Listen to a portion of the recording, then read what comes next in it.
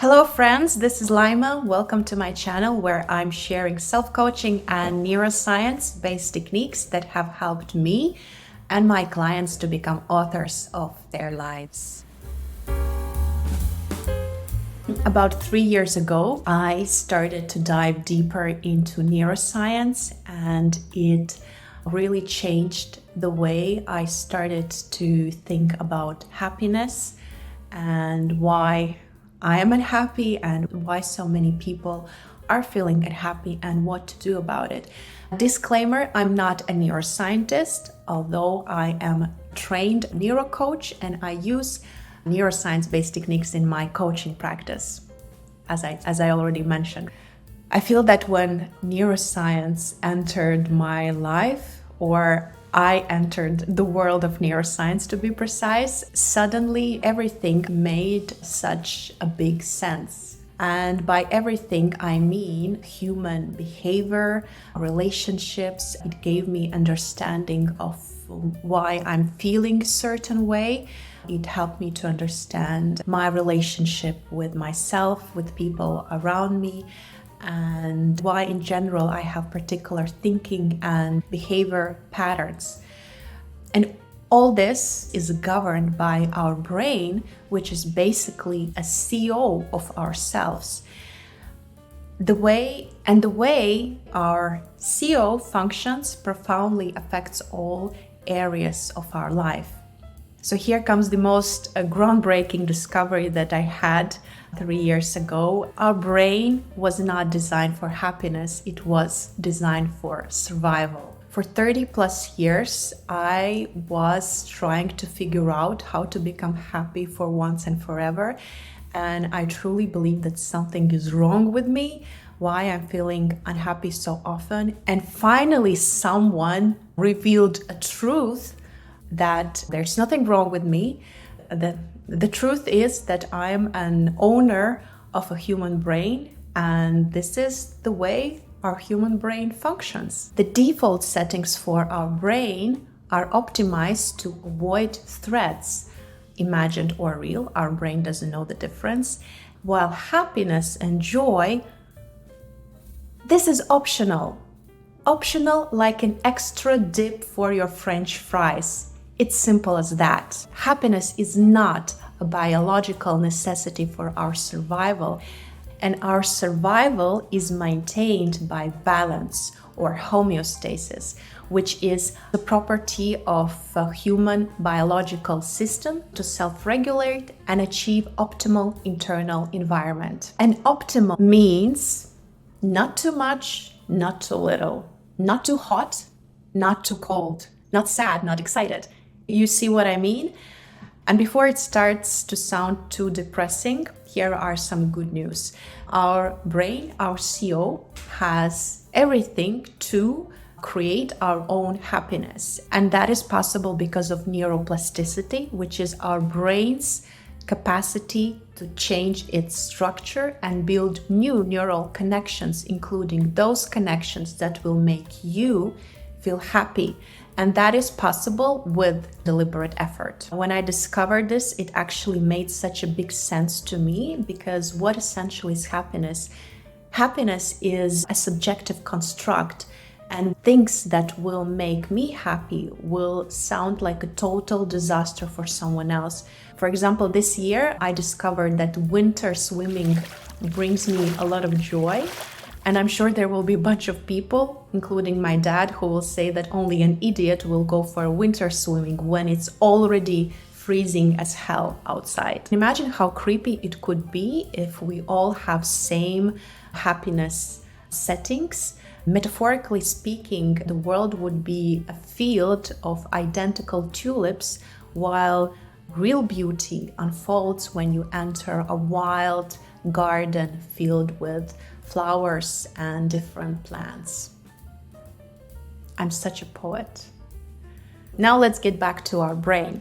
If you take, for example, your smartphone, and let's imagine it's a newly purchased one and you just turned it on, it will have some default settings that will allow you to perform basic and not so basic actions like calling, texting, checking the time. But in order to make this smartphone your own, you will need to do some customization yourself, right? You will need to change wallpaper, customize notifications, install your favorite apps, change ringtone, etc. And also, if it's a new gadget, you will need to put some effort into learning how it works so that navigation is more easier, so that eventually you have more joy from using your device. The same thing applies to our brain. We already learned that we have some cool default settings in our brain that help us survive. But in order to feel happiness and joy, some effort and setting customization will be required. Now, how to customize our brain settings. And for that, you will need two things. First is energy, because as I already mentioned, we will need to put some effort in this work. And the second one is the deliberate, directed attention or focus. Focus. Focus. How do you pronounce it? With energy, it's pretty simple. The primary source of energy for us as human beings is sleep. In this video, I don't plan to dive deeper into detail on how to create a good sleep routine for yourself, but let's imagine if you sleep for 7 to 8 hours on average every day, you wake up and go to bed relatively at the same time. You don't have chronic problems with falling asleep and waking up during the night. If these things are fixed, then most probably you will have enough energy to customize your neural connections. Now moving to focus. I truly believe that ability to keep your focus is one of the most essential skills of the 21st century, when absolutely everything and everyone is trying to steal your attention. You see, if you Google for mindfulness practices, I'm sure you will find a bunch of different techniques and you will be able to pick the one that suits you the most. Meditation is perhaps one of the most popular mindfulness practices that can help you to train your focus. By the way, let me know if you want me to create a separate video where I can share simple mindfulness practices that can help you to improve your focus. Okay, we are getting closer to the practical part. I hope this video is not getting too long. So, once you have energy and focus in place, there is one more secret part: understanding what exactly makes you feel happy. For this part, you will need a paper and pen. Yes, I'm serious. Your happiness needs paper and pen or any other gadget where you feel comfortable taking your notes, because here comes a secret sauce, which is self-reflection.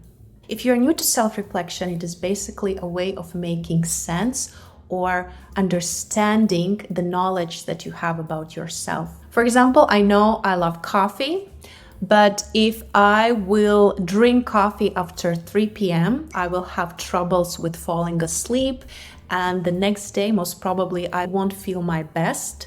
So this knowledge about myself, basically reflecting on this knowledge about myself, helps me to adjust my coffee drinking rituals so that I still have those joyful moments, but it does not ruin my well-being. Finally, let's get practical and reflect on what makes you happy. I'd like to offer 6 self-reflection questions that can be a great starting point to discover your own moments of happiness, your own moments of joy. The first one is actually my favorite one, and it is: in the presence of what does my life feel good? A side note here, why we are focusing here on what rather than who. While presence of other people definitely makes us happy, we are social creatures. For this particular case, I would like you to think of areas that are in the scope of your control and not dependent on other people. The next one, what did I enjoy doing in the past 7 days and want to do more often? The third one, how do I feel about doing more of what I liked? Question 4, what I didn't like doing and want to do less or not at all. Question number 5, how do I feel about doing less or not doing what I disliked? And the final one, based on what I learned about myself, how do I want to adjust my day, week, or a month? Here you have a few options to decide on your own. Before we wrap up, let's summarize what have we learned so far. So we know that by default, our brain is designed for survival, not happiness. At the same time, we have everything in order to upgrade our default settings and create new neural connections, that is neuroplasticity. In order to activate our neuroplasticity and create our own customized happiness settings, we will need 3 things: energy, focus, and self-reflection. A few recommendations to help you getting the most out of this self-reflection exercise. Find a space where you will feel comfortable and you won't get distracted. Think about allocating 10 to 20 minutes for this exercise. Consider repeating this practice as a check-in ritual with yourself, maybe monthly or on a weekly basis. You will notice that your perception of happiness might change over the time. This perhaps is a very long video. Please let me know down below in comments if this video was useful for you, and if you already completed this self-reflection practice, please share what is the one thing that you have learned about yourself that was perhaps surprising. Thank you so much for staying with me. Please don't forget to hit the like button if you like the video, and please consider subscribing because this motivates me incredibly to create more videos like this. Thank you so much, and I see you in the next video. Bye.